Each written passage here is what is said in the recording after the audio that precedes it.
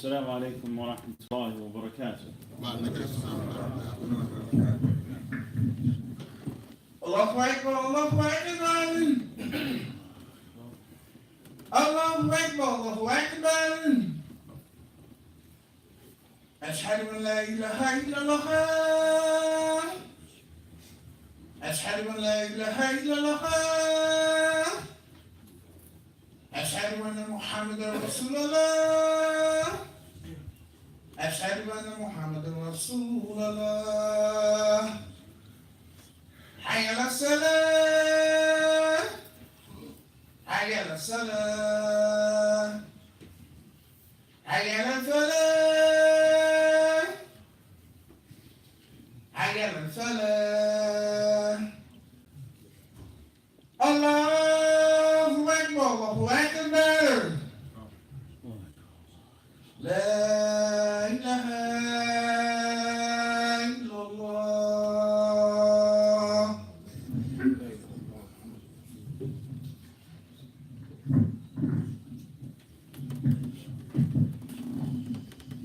الحمد لله نحمده ونستعينه ونستغفره ونعوذ بالله من شرور أنفسنا وسيئات أعمالنا. من يهده الله فلا مضل له ومن يضلل فلا هادي له، وأشهد أن لا إله إلا الله وحده لا شريك له، وأشهد أن محمدا عبده ورسوله صلى الله عليه وعلى آله وصحبه وسلم تسليما كثيرا إلى يوم الدين. We praise Allah and we seek His assistance and His forgiveness. We seek refuge in Allah from the evil of ourselves and the consequences of our bad deeds. Whoever Allah guides, none can lead astray, and whoever Allah leaves to stray, there is no guide for them.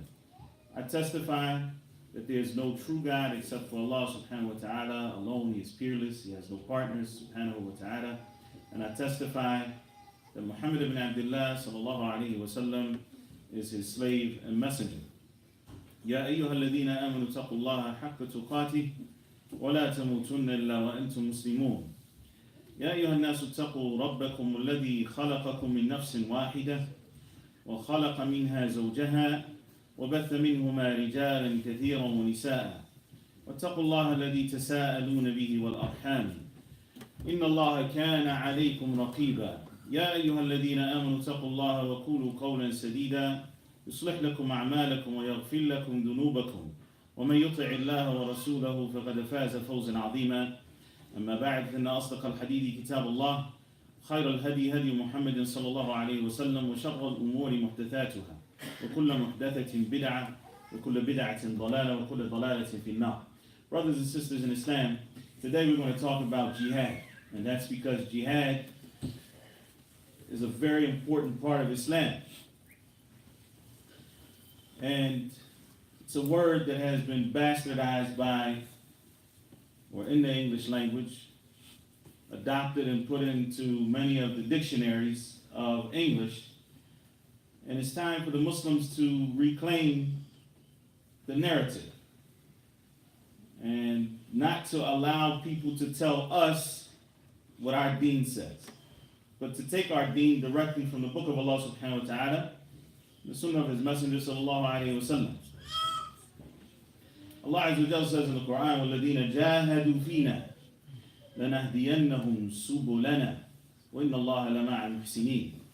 Allah subhanahu wa ta'ala tells us in the Quran that those who jahadu fina, those who do jihad for us, we will guide them to our paths. That is, those paths that are pleasing to Him subhanahu wa ta'ala, those deeds that are pleasing to Allah subhanahu wa ta'ala. And Allah Azza wa Jal is with the muhsineen, the people of ihsan, those people who are benevolent and good doers.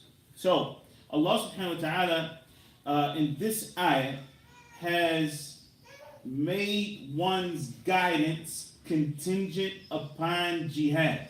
That is, a person will only be guided in as much as they do jihad.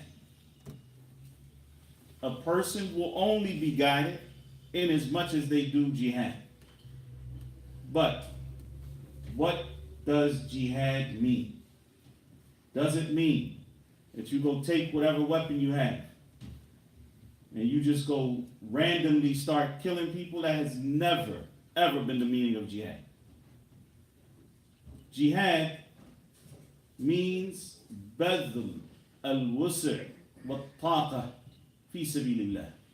That one puts forth effort and energy to please Allah subhanahu wa ta'ala. This is actually the meaning of the word jihad. It comes from the root jahada, which means to put forth effort, to strive, to struggle. And that is why our Prophet ﷺ in Hajjatul Wada, which was the final Hajj, that the Prophet ﷺ only performed one Hajj. During that Hajj, the Prophet ﷺ gave instructions to the Muslims, and they're very important instructions. As you can imagine, the Prophet ﷺ felt himself that this would be his last gathering with the majority of the Muslims. The Prophet ﷺ said, it's likely that I will not meet you after this year. And so the Prophet ﷺ was giving important advice during Hajjatul Wada. Anytime you come across any of the statements of the Prophet ﷺ that are from Hajjatul Wada, that is the farewell Hajj, it's important to look at those, to dissect them, to really try to figure out what the Prophet ﷺ was saying, because he's giving us that final advice. So the Prophet ﷺ said in that final advice, أَتَدْرُونَ مَنِ الْمُؤْمِنِ? Do you know who a mu'min is? A believer. He said, Al-mu'min man aminahu nas ala amwalihim wa anfusihim. The believer, the root here being al-amin, safety and security. Because you're not going to get safety and security from Allah subhanahu wa ta'ala unless you truly believe in Him and you put your faith in Him subhanahu wa ta'ala. Who is the mu'min? The mu'min is the one whom people are safe, their wealth and their selves, that is, their persons are safe from this person. That is a believer. And who is the Muslim? Man salimahu, or man salim an-nas min lisanihi wa yadihi. The Muslim is the one whom other people are free from the harm of his tongue and his hand. Wal mujahidu man jahada nafsahu fi ta'atillah. And the mujahid, the plural of which is mujahideen. The mujahid is the one who strives and struggles against himself for the obedience of Allah. So let's go back to the ayah. وَالَّذِينَ جَاهَدُوا فِينَا لَنَهْدِيَنَّهُمْ سُبُلَنَا. Those who strive and struggle for us to be obedient to Allah subhanahu wa ta'ala, لَنَهْدِيَنَّهُمْ سُبُلَنَا. Then we will guide that person to our paths. That is, those things that are pleasing to Allah subhanahu wa ta'ala. And this concept is critical to understand, because there's so many people, they wave around the J word. It's become like a bad word in English, jihad and jihad. Like the N word and the F word and all. So now we got a J word.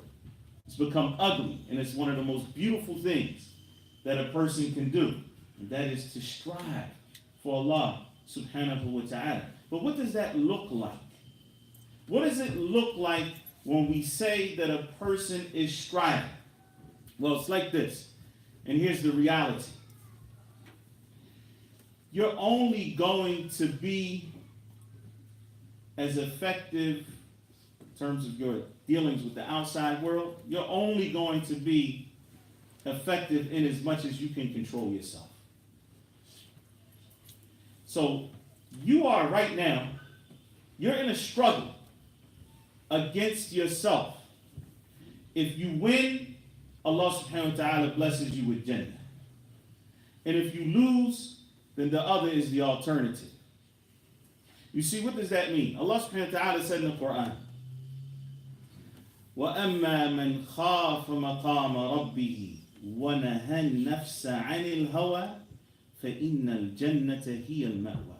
As for those who fear the standing in front of their Lord, and they prevent their nafs yourself from its lowly desires, فَإِنَّ الْجَنَّةَ هِيَ الْمَأْوَى, then Jannah will be the abode of that person. The person who strives against themselves. Ibn Rajab, rahimahullah ta'ala, one of the great scholars of Islam, when talking about jihadun nafs or mujahadatun nafs, struggling against oneself, he says that we are in a constant struggle. And if your nafs gets the best of you, you have to really look at it like this. You have these conflicting feelings inside of yourself. Even when you hear the adhan, some people go the other way and some people come to the masjid. When they know it's time for salat, some people stop what they're supposed to be doing, and some people know they got to keep buying and selling. They're not going to stop for salat. It's not that important to them. Some people, they get a little hungry in Ramadan, so they eat. Because their nafs has gotten the best of them. So here you are, you have this struggle, this internal struggle that's going on. If you win and you are able to subdue those lower desires, and you're able to conquer yourself, then you become the king. And it doesn't matter what else is going on in the outside world. You become a king. That is how you become the malik. Ibn Rajab rahimahullah ta'ala says here. You want to be a king, you have to be able to conquer yourself. Not go out in the world and you're trying to subdue other people with weapons because yours are bigger and badder than theirs are, and you got nuclear and they got rocks. That doesn't make you a king. But can you subdue yourself? And if not, then what happens is your own self fights back. And if it conquers you, that is, you're not able to resist, and it becomes the king, it will make you a belittled slave. And now you don't become the slave to Allah subhanahu wa ta'ala. That will make you an honored slave. But you are now a belittled slave because you have become the slave to yourself and to the shaitan. Allah Azza wa Jalla says in the Quran, فَرَأَيْتَ مَنِ اتَّخَذَ إِلَهَهُ هَوَاهُ. Have you not seen the one who has taken his own desires, his own hawa, as his ilah, as his Lord, as his master, as his God? And so it is critical that we recognize that there is a battle going on. Because if you don't pay attention to that, then you will not be able to win the battle, because it's a conscious battle. Like one of the Salaf, rahimahullah ta'ala, Sufyan ibn Thawri said, جَاهَدْتُ نَفْسِي عَلَى قِيَامِ اللَّيْلِ 20 سَنَةً. I struggled against myself to pray at night, qiyam al-layl, 20 years. Can you imagine 20 years fighting himself to pray the night prayer? ثُمَّ تَلَذَّلْتُ بِهِ أو بِهَا 20 سَنَةً. And then I tasted the sweetness of it. I enjoyed praying at night for 20 other years afterwards. See, because if you win, then there's nothing that is more enjoyable to you than the obedience of Allah subhanahu wa ta'ala. Allah Azza wa Jalla has not prescribed for us salat. He didn't prescribe that we pray 5 times a day because he gets something out of it. Allah Azza wa Jalla didn't prescribe for us the fasting of Ramadan because Allah Azza wa Jalla benefits from our worship. It is we who benefit from the obedience of Allah subhanahu wa ta'ala, but the heart has to be right. And if the heart finds the love of Allah subhanahu wa ta'ala, there is no heart that is happier than that. But it takes struggle. It doesn't happen overnight. It takes persistence. The same way, and we would do it for anything else. You go to the doctor and you're 100 pounds overweight, and the doctor says, listen, you either got to lose this weight or you're going to die. You know what we do? We stop eating the things that we like to do, start putting a little more exercise, and we start doing those things that we know are necessary for physical survival. Will we do the same thing for spiritual survival? Will we do the same things to bring life to our hearts?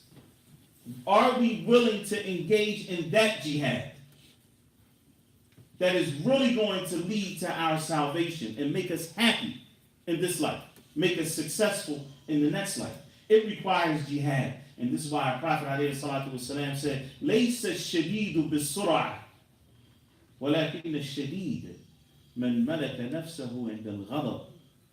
That the one who is strong, shadid, is not the one who can beat everybody else. He's not the one who can conquer other people or who can out-wrestle them. But the shadid, the real strong person, is the one who is able to control himself when he is angry. So that guy who's mad at his wife and he pronounces divorce, he lost that jihad. He lost.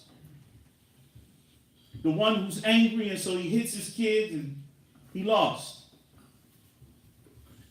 Sometimes it is the anger that leads to irreparable damage. This is why our Prophet ﷺ told that man that came to him asking him for advice. He told him, La taghdab, la taghdab, la taghdab, don't get angry. Don't get angry, don't get angry. Not that you actually can control how your body responds to things, but you can control what situations you allow yourself to get into.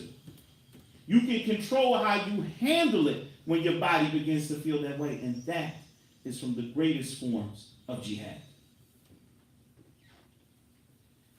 There are three dawa'i, or three forces inside of you that call you to different things.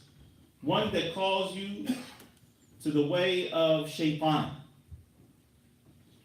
And this is manifest in one's pride and arrogance, haughtiness, envy, looking down on other people, rejecting the truth. This is the way of shaitan. But there's part of your nafs that calls you to that.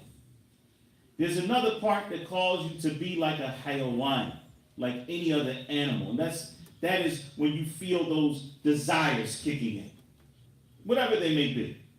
Whether it is overeating or overdrinking or wanting to engage in relationships with people that are not halal for you to the end of it. Those animalistic tendencies. And every human being has something inside of them that calls them to that. But then there's a part also that calls you to be angelic, to be like an angel, the ihsan, that benevolence, and bir, and doing righteous deeds. And so here's where the struggle comes in, because you have to struggle to allow that last caller inside of you to overcome the other two calls. And so the point here is that if we want to be real mujahideen for the deen of Allah subhanahu wa ta'ala, then we have to be able to control ourselves. We have to be able to overcome what is right inside of us. One of the tabi'een went to Ibn Umar, radiyallahu ta'ala anhuma, and he was asking him about jihad. He said, Ibda' bi nafsik. Start with yourself. فَفِيهَا فَجَاهِدْ. And make jihad inside of yourself. So we cannot allow people to come and swing the J word around as if it's a bad word. For them to take clips of people and put it on the internet. See, he's saying that, as they did with a brother who stood right here on this minbar. And they came and they put it in the paper, so-and-so, a cleric from Philadelphia says that Islam without jihad is like honey without sweetness. Nah, we're not going to back down. But jihad has to be put in its place, and it has to be understood properly. And we'll talk a little bit about that more in the second khutbah. بإذن تعالى أقول قولي هذا وأستغفر الله لي ولكم فاستغفروه إنه هو الغفور الرحيم.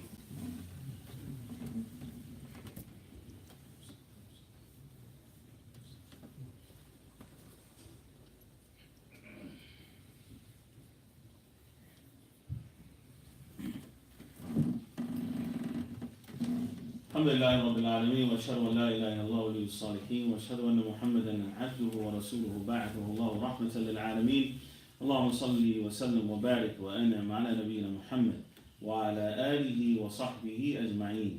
أما بعد, brothers and sisters in Islam, as we talk about the concept of jihad, we recognize that our Prophet ﷺ said, Al-Mujahidu, the Mujahid, Al-Mujahidu, man jahada nafsahu fi ta'atillah. The Mujahid is the one who struggles against himself for the obedience of Allah subhanahu wa ta'ala. When we recognize this, we have to look at what are some of the takeaways. What are some of the things that after hearing this, after learning this, that I'm able to actually do, to implement in my life, so that I can strive upon that path that is pleasing to Allah subhanahu wa ta'ala and gain His pleasure. One of the absolute most important things that you can do, because there are 4 levels to this. 4 levels to jihad in nafs, to fighting against your soul, yourself. And the first level is learning about what is pleasing to Allah subhanahu wa ta'ala and what is displeasing to Him, so that you can do what Allah has commanded you to do and avoid those things which He has prohibited you from doing. And again, when we realize that Allah subhanahu wa ta'ala is Al-Hakim, He's the wise, He is Ar-Rahim and Ar-Rahman, He is beneficent and He is merciful and He is the Wadud, the loving, then we realize that Allah subhanahu wa ta'ala has not commanded us to do any of these things except that it is for our benefit. And He has not prohibited us from anything except that it is to our detriment that we do those things.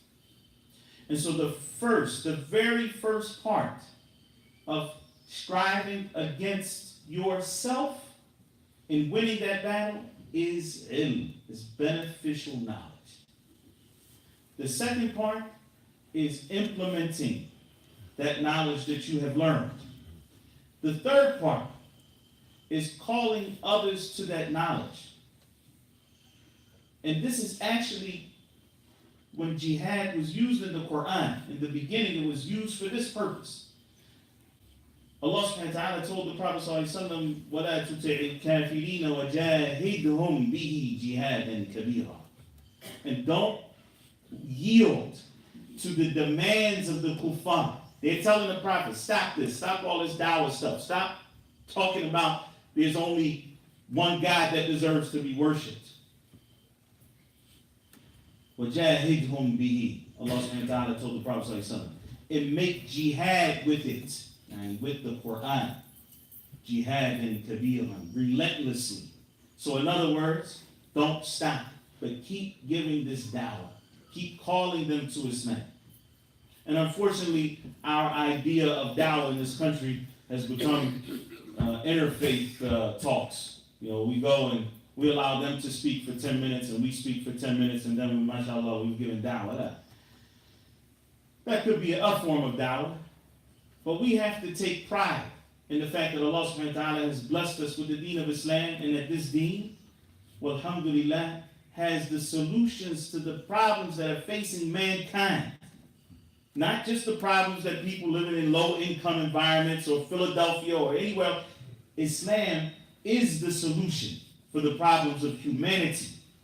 But we have to embrace that and teach it to others. And then the last thing is to recognize, when it comes to jihad and nafs, the last thing is to recognize that you have to be patient with whatever harm comes to you while calling to the deen of Allah subhanahu wa ta'ala, while calling to that which you have learned. Because nobody said it was going to be sweet. Nobody said people are going to greet you with roses. It's a tough path. And you won't stay on it if you are not fighting yourself. So on that first point, which is ilm, I want us to recognize, and from today on, for the rest of your life, make sure that you are learning something about Islam on a daily basis.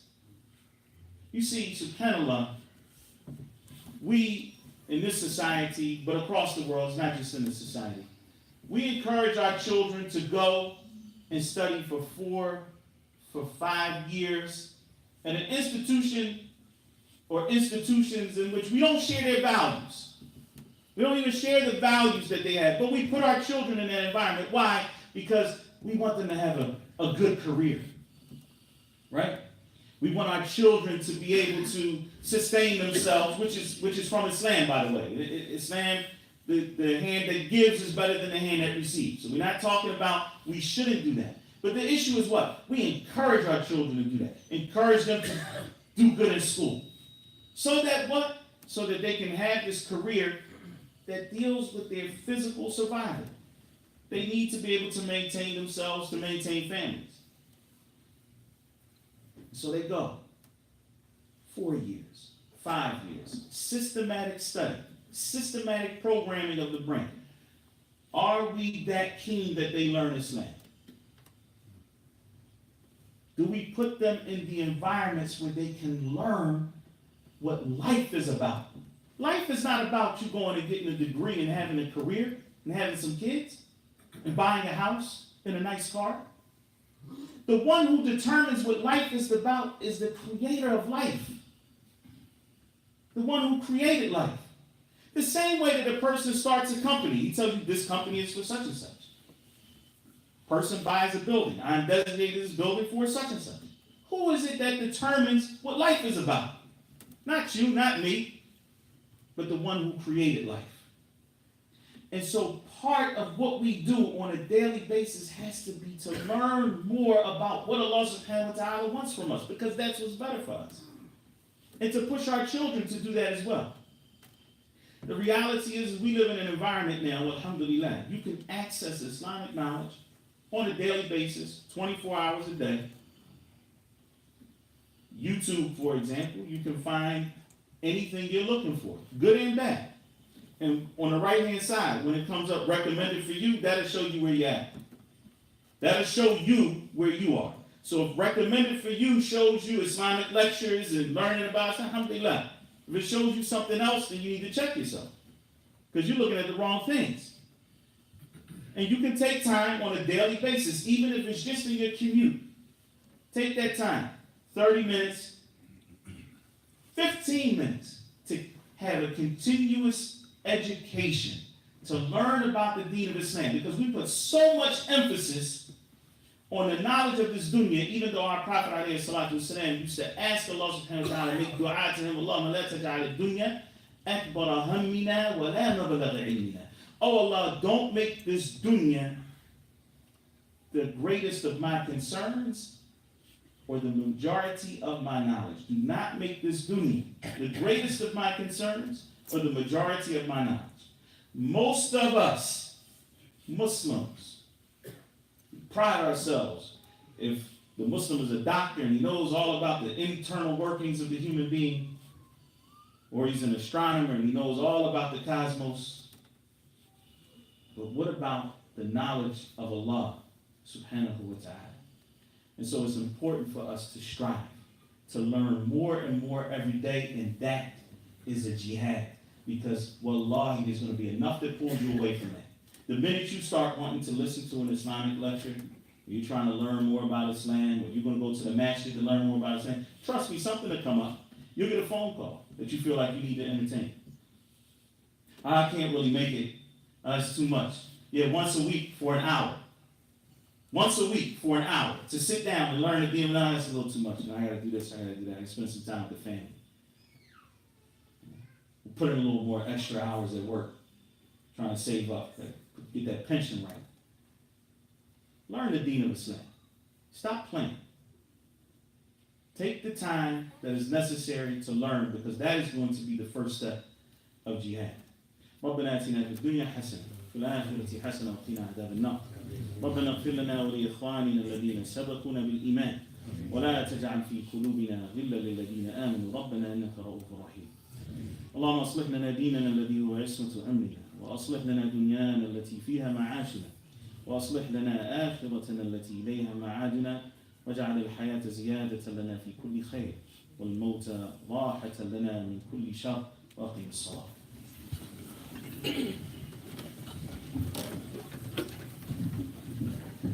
الله أكبر الله أكبر أشهد أن لا إله إلا الله وأشهد أن محمدا رسول الله حي على الصلاة حي على الفلاح قد قامت الصلاة قد قامت الصلاة الله أكبر الله أكبر لا إله إلا الله.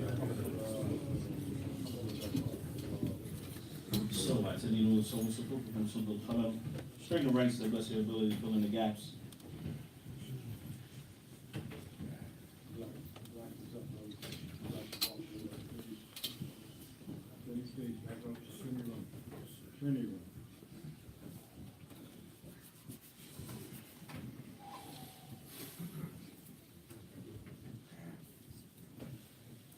Believe we're good.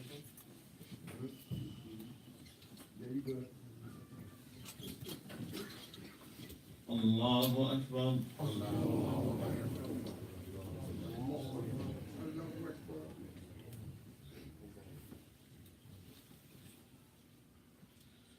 الحمد لله رب العالمين الرحمن الرحيم مالك يوم الدين إياك نعبد وإياك نستعين اهدنا الصراط المستقيم صراط الذين أنعمت عليهم غير المغضوب عليهم ولا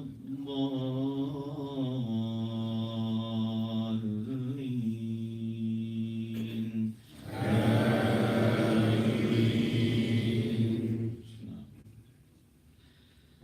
إذا جاءك المنافقون قالوا نشهد إنك لرسول الله والله يعلم إنك لرسوله والله يشهد إن المنافقين لكاذبون اتخذوا أيمانهم جنة فصدوا عن سبيل الله إنهم ساء ما كانوا يعملون ذلك بأنهم آمنوا ثم كفروا فطبع على قلوبهم فهم لا يفقهون وإذا رأيتهم تعجبك أجسامهم وإن يقولوا تسمع لقولهم كأنهم خشب مسندة يحسبون كل صيحة عليهم هم العدو فاحذرهم قاتلهم الله أنى يؤفكون وإذا قيل لهم تعالوا يستغفر لكم رسول الله لووا رؤوسهم ورأيتهم يصدون وهم مستكبرون سواء عليهم أستغفرت لهم أم لم تستغفر لهم لن يغفر الله لهم إن الله لا يهدي القوم الفاسقين هم الذين يقولون لا تنفقوا على من عند رسول الله حتى ينفضوا ولله خزائن السماوات والأرض ولكن المنافقين لا يفقهون يقولون لئن رجعنا إلى المدينة ليخرجن الأعز منها الأذل ولله العزة ولرسوله وللمؤمنين ولكن المنافقين لا يعلمون الله أكبر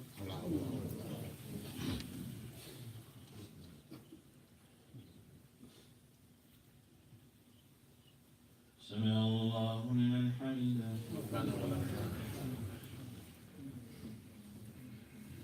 الله أكبر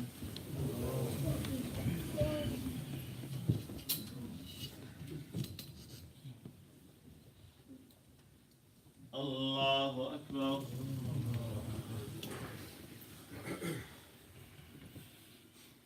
الله أكبر.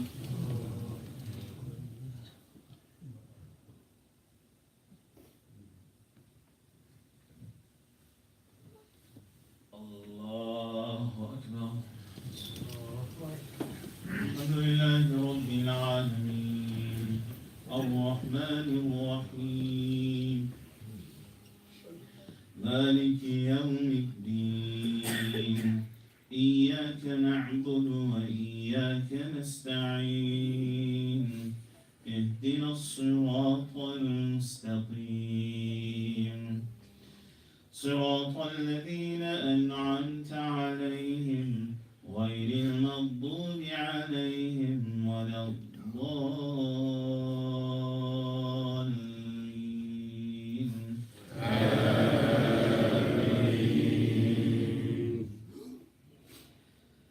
يا أيها الذين آمنوا لا تلهكم أموالكم ولا أولادكم عن ذكر الله ومن يفعل ذلك فأولئك هم الخاسرون. وأنفقوا مما رزقناكم من قبل أن يأتي أحدكم الموت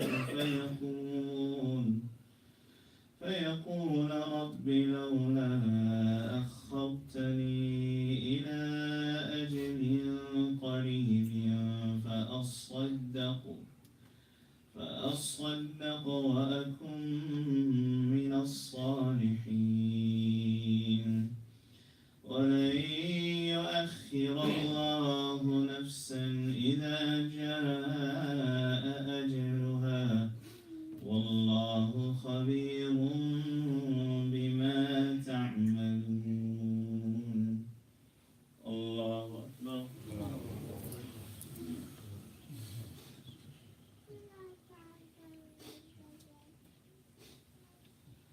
سمع الله لمن حمده. الله أكبر.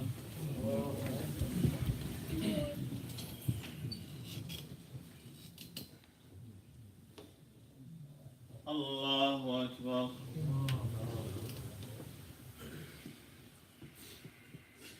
الله أكبر.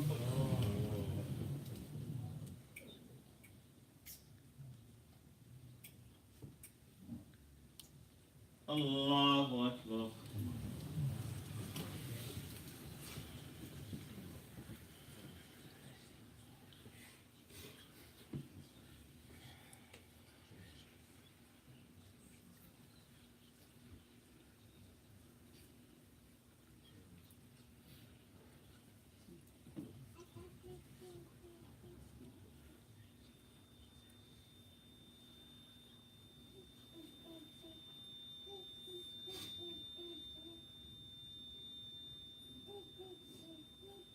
السلام عليكم ورحمة الله. السلام عليكم ورحمة الله.